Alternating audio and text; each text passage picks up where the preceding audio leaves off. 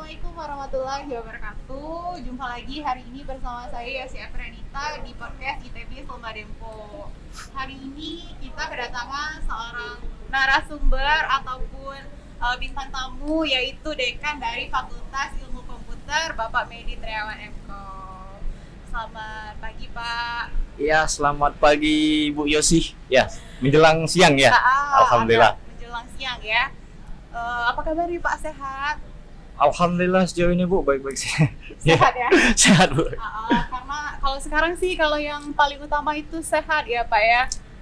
Bener nggak tuh? Iya benar, apalagi kita pada masa pandemi ini kesehatan itu paling penting lah supaya kita bisa beraktivitas. Apalagi kita ini berkecimpung di dunia akademisi ya saat ini. Jadi kesehatan itu menjadi prioritas lah nomor satu supaya kita bisa beraktivitas. Iya sih, kalau sekarang di masa pandemi kan kesehatan itu yang paling penting. Pernah ada katanya pepatah tuh Pak, kalau kita lagi sehat kita bisa bermimpi banyak hal, katanya tuh Pak. Terus kalau kita lagi sakit kita cuma bisa bermimpi satu hal, yaitu untuk sehat. Jadi buat teman-teman semua, sahabat LD harus tetap jaga kesehatan dimanapun kalian berada. Sesuai tema kita hari ini Pak, kita akan membahas tentang Fakultas Ilmu Komputer. Iya. Jadi Bapak sebagai dekan ya, Pak D ya, kalau kita akrabnya di sini manggilnya Pak D di Hilkom. Mungkin calon mahasiswa di sana ataupun sahabat LD yang belum tahu tentang Fakultas Ilmu Komputer itu, bisa dijelasin kan Pak, Fakultas Ilmu Komputer itu apa sih? Oh iya, baik. Jadi berbicara tentang ilmu komputer, sebenarnya ilmu komputer di Indonesia ini sangat luas sebenarnya kalau kita ingin berbicara mengenai ilmu komputer.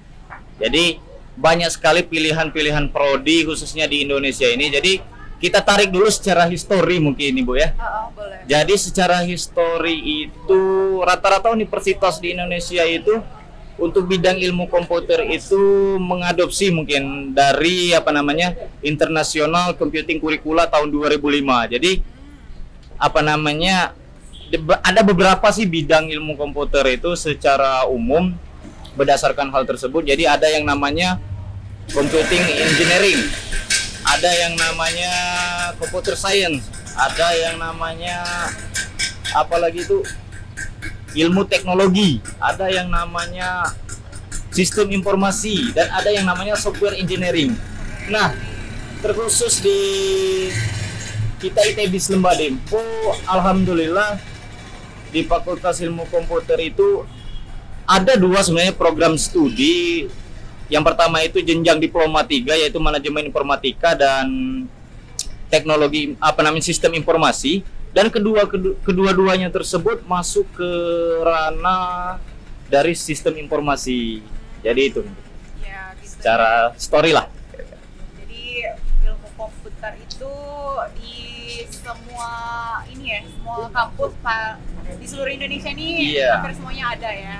Hampir semuanya ya, mungkin ada beberapa di universitas di Indonesia ini ya memang untuk bidang ilmu komputernya sudah banyak prodi, tetapi terkhusus di ITB Selma Dempo sendiri itu cuman ada 2 prodi, ya MI tadi untuk jenjang diploma 3 dan kebetulan ada SI untuk jenjang strata 1.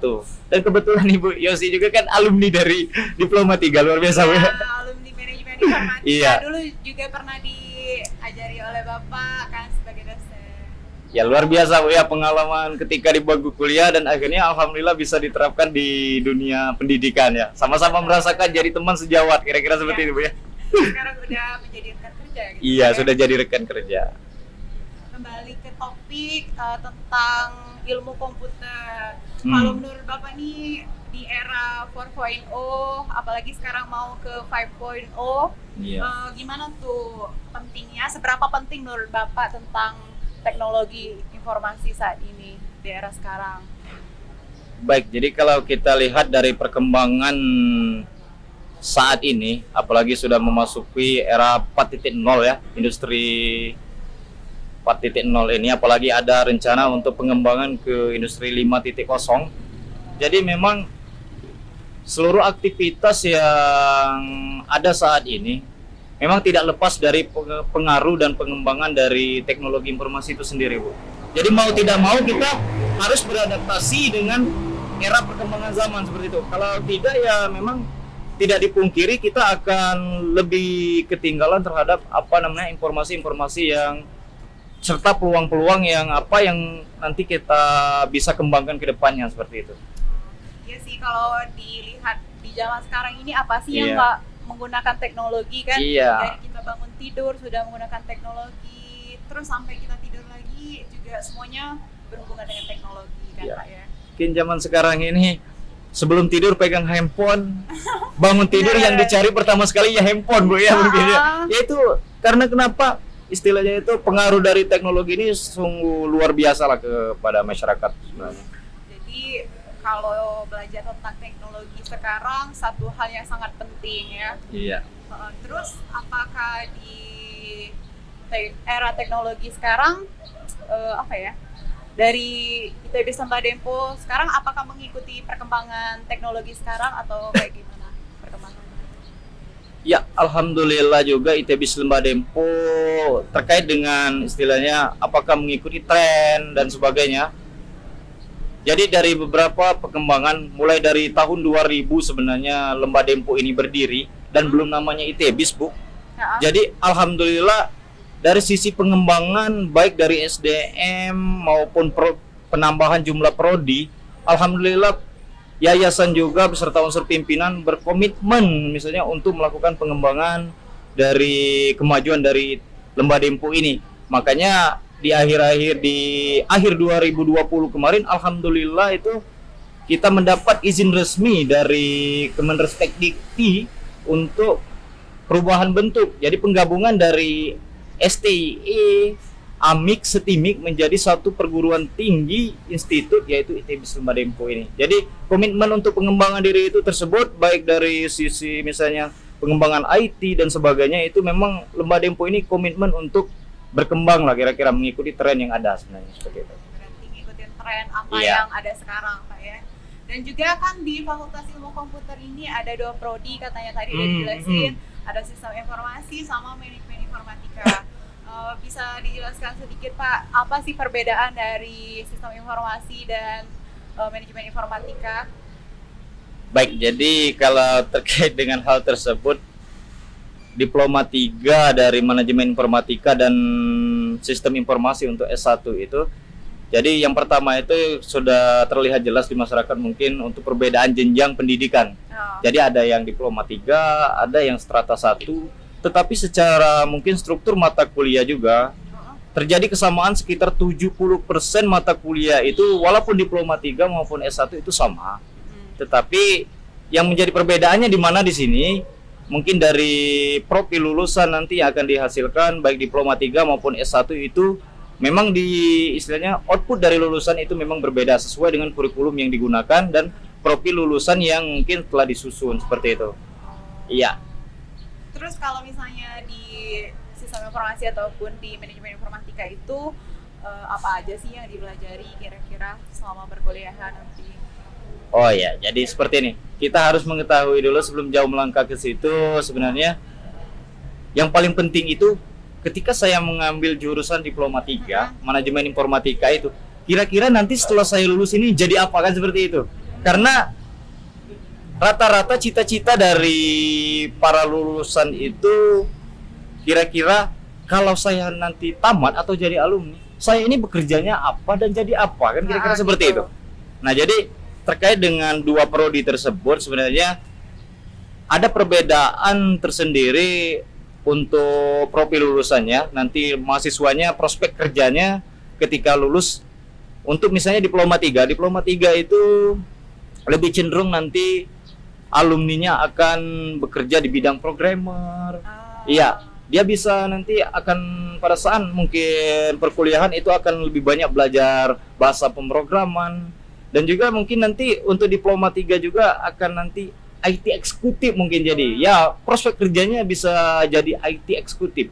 Nanti artinya apa? IT eksekutif itu memastikan istilahnya jalannya suatu sistem dalam organisasi. Jadi berjalan dan sudah benarnya istilahnya efisiennya sistem itu berjalan dalam organisasi. Nah, ini adalah tugas dari lulusan dari manajemen informatika. Kalau Nah, sistem informasi itu, Pak? ya, terkait dengan sistem informasi misalnya. Jadi sistem informasi itu yang dipelajari pada kurikulumnya itu lebih banyak menggabungkan antara mata kuliah atau namanya bidang ilmu, bisnis dan manajemen. Nah, itu sebenarnya untuk kebutuhan dari suatu organisasi. Nah, maka dari itu nanti apa namanya lulusan dari sistem informasi juga nanti prospek kerjanya bisa jadi seorang sistem analis. Karena tugasnya seperti ini, Bu, yang menjadi pembeda poin yang paling penting itu antara lulusan diploma 3 dan sistem informasi. Kalau misalnya sistem informasi itu tugasnya merancang sistem dalam suatu organisasi. Dan yang membuat programnya adalah lulusan dari diploma 3. Jadi nanti prospek kerjanya itu bisa digabungkan, misalnya yang mendesain sistemnya adalah orang SI dan kelanjutannya nanti yang membangun programnya adalah orang diploma 3. Ya, jadi itu yang mungkin itu untuk prospek kerja untuk SI. Dan juga ada lagi selain itu untuk lulusan sistem informasi juga secara peluang kerja itu bisa jadi web developer. Jadi bisa apa namanya mengembangkan sistem. Ya, jadi bisa jadi konsultan IT juga bisa di situ. Jadi lulusan diploma 3 untuk manajemen informatika maupun sistem informasi jenjang S1 itu sama-sama memiliki peluang yang cukup besar di dunia kerja. Kalau sekarang bisa dibilang perusahaan mana gitu yang nggak punya website, Pak ya? Itu Iya. yang paling basic yang dipelajari sama lulusan manajemen informatika ataupun Iya, sistem iya. informasi pasti membuat sebuah website. Dan di mana aja pasti setiap perusahaan pasti punya website kayaknya, Pak ya, kecuali perusahaan yang mungkin agak kecil gitu kan. Di seluruh Indonesia ini pasti ada websitenya. Jadi pastinya peluang untuk lulusan dari manajemen informatika ataupun sistem informasi pasti terbuka luas. Ya, jadi sebenarnya seperti ini, Bu Yosi. Makanya sering mungkin Ibu Yosi pernah ingat ketika saya sharing ilmu mungkin di dalam kelas. Jadi kalau saya mengatakan kepada adik-adik mahasiswa atau rekan-rekan di dalam kelas itu, sebenarnya paling beruntunglah kalian mengambil jurusan ilmu komputer. Kenapa tuh? Karena kenapa? Gini, enaknya seperti ini. Pada zaman sekarang ini, bukan berarti program studi yang lain itu tidak, istilahnya tidak baik, bukan seperti itu. Tetapi pada zaman saat ini, perusahaan, organisasi, dan perkantoran mana yang tidak ada komputer? Iya. Jadi artinya apa? Prospek kerja kita nanti ada di setiap unit organisasi yang ada di masyarakat. Jadi kita di perkantoran, walaupun di rumah sakit misalnya kita anggap seperti itu, di sana pasti ada komputer. Artinya ada tempat kita untuk istilahnya mengimplementasikan ilmu yang kita dapat selama bangku perkuliahan tadi. Sebenarnya seperti itu, Bu. Enak jadi apa namanya kuliah ambil jurusan ilmu komputer ini sebenarnya. Terus kalau basic dari yang dipelajari dari manajemen informatika sama SI itu apa aja, Pak? Kalau seingat aku dulu ya belajarnya kayak algoritma, terus apa lagi ya, tentang apa ya, data-data gitulah, struktur data. Iya. Kalau bisa dikasih ini nggak, Pak, sama yang mau kuliah di Sumber Info, kira-kira Ya, apa aja jadi sih yang dipelajari?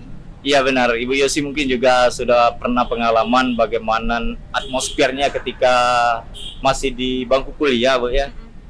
Keseruan-keseruan apa sebenarnya yang kita dapatkan dan apa yang kita pelajari selama proses perkuliahan sebenarnya. Jadi asiknya seperti ini, Bu, ilmu komputer itu. Kalau kita misalnya belajar untuk diploma 3-nya, jadi itu lebih banyak ke arah praktikum. Karena diploma 3 itu memang terkhusus untuk perguruan tinggi vokasi. Jadi dia lebih banyak ke arah praktikum, baik belajar algoritma, bahasa pemrograman. Jadi lebih banyak nanti praktikumnya, praktikum di lab dan sebagainya.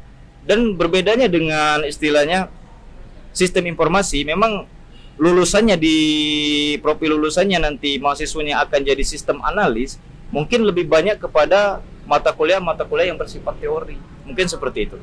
Iya, Secara singkatnya ya. masih kerasa gimana serunya dulu jadi mahasiswa, Pak ya. Mahasiswa itu kalau dulu apa ya, belajarnya asik karena lebih banyak praktek. Iya. Ya. Terus apa fasilitasnya banyak gitu kan, sering di lab jadinya. Kalau Ya wifi mungkin nya zaman Ibu Yosi dulu. Ya berapa Bu labnya Bu? Masih zaman Ibu Yosi dulu? masih 2 rasanya. Masih 2. Heeh. Dan alhamdulillah Bu sekarang ini karena kita ada sistem informasi juga. Jadi Heeh.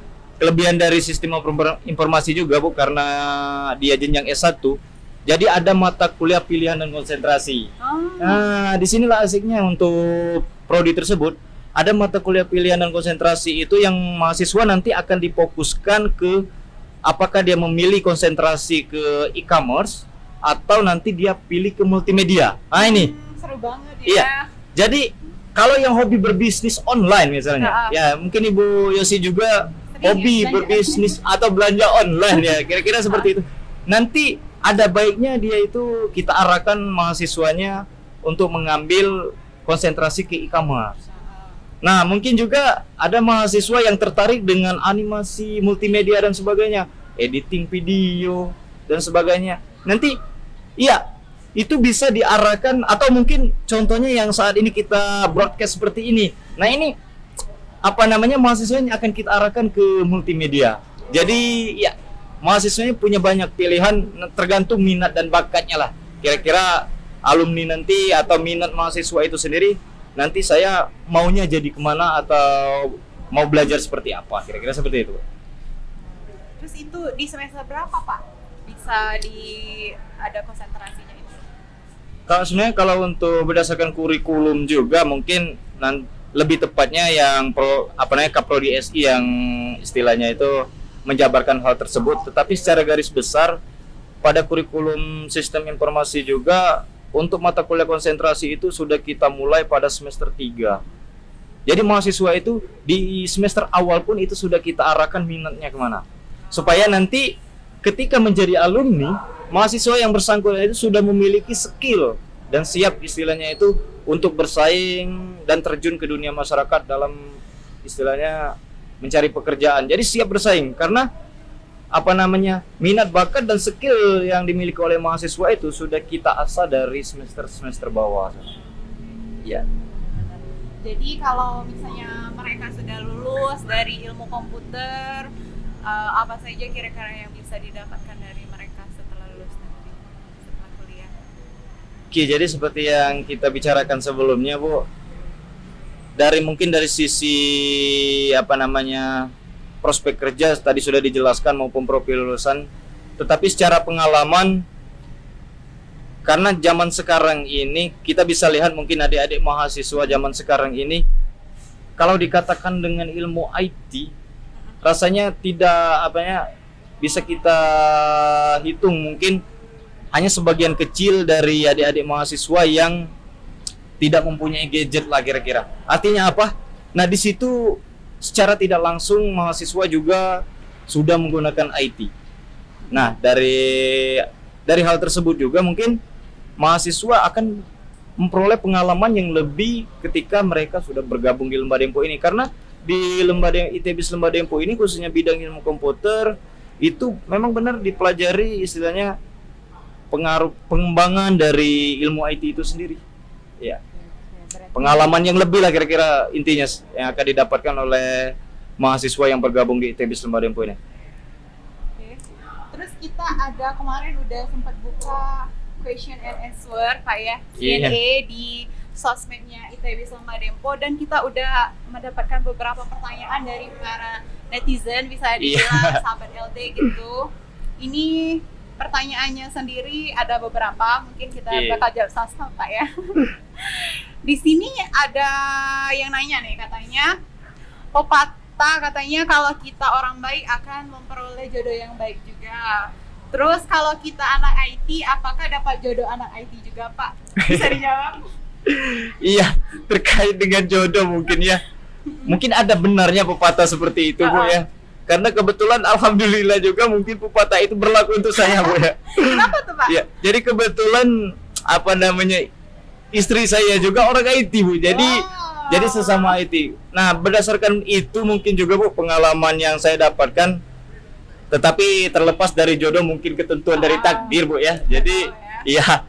Tetapi Bu, kalau sesama orang IT itu paling enak itu Saling komunikasinya lebih memahami Bu. Jadi komunikasi sesama orang IT itu lebih enak Bu. Jadi ketika kita ada misalnya ada pengembangan dari aplikasi software engineering lah seperti itu, kita akan lebih mudah beradaptasi. Ketika ini aplikasi yang sedang booming yang dipakai untuk saling berinteraksi sesama pasangan tadi. Jadi kita akan lebih mudah dan lebih Saling cepat ngerti memahami gitu ya.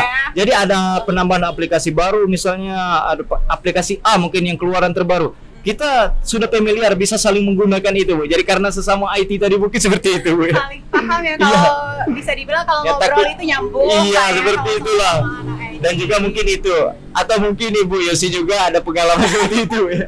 Nah, kayaknya pernah juga ada. Jadi kalau sama anak IT itu lebih connect Pak kalau ngobrolnya gitu kan, saling paham. Kalau nanya-nanya gitu saling bisa berbagi informasi tentang teknologi. Ya koneksinya akan lebih cepat Bu ya seperti itu karena bandwidthnya juga terjaga Bu ya. Ya seperti itu. Kalau anak-anak IT memang seperti itu Bu. Kayak bicaranya pasti yang selalu kita hubungkan itu dengan ya ilmu IT lah kira-kira ilmu komputer lagi. Iya, ya seperti itulah Bu. Berarti sudah terjawab ya buat yang nanya soal pepatah Iya. anak IT dengan anak IT. Lanjut ke pertanyaan kedua, katanya salah nggak sih kalau cewek itu ambil jurusan komputer? Pak? Sebenarnya kalau mau dikatakan salah pada saat zaman seperti ini juga, perkembangan era sekarang ini, kalau mau kita katakan salah itu salahnya di mana? Kan kira-kira seperti itu pertanyaannya. Kalau kita balik ya. Tetapi secara garis juga mungkin kita ambil kesimpulan atau mungkin kita ambil secara garis besarnya, wanita itu juga jangan terlalu ketinggalan zaman.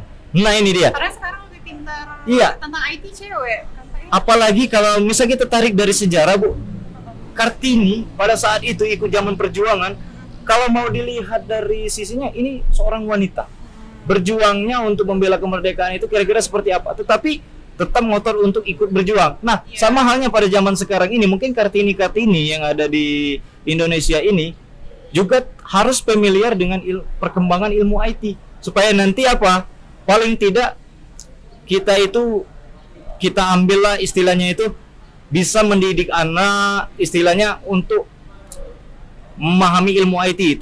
Tetapi di samping itu kalau mungkin yang sudah berkeluarga, nanti Ibu Yosi mungkin sudah berkeluarga, ketika anaknya nanti misalnya menggunakan IT, jadi kita itu bisa istilahnya sharing ilmu terhadap anak, di samping kita membatasi hal-hal yang mungkin tidak pantas untuk dipelajari ya, negatif, dari sisi negatif ilmu IT juga kan.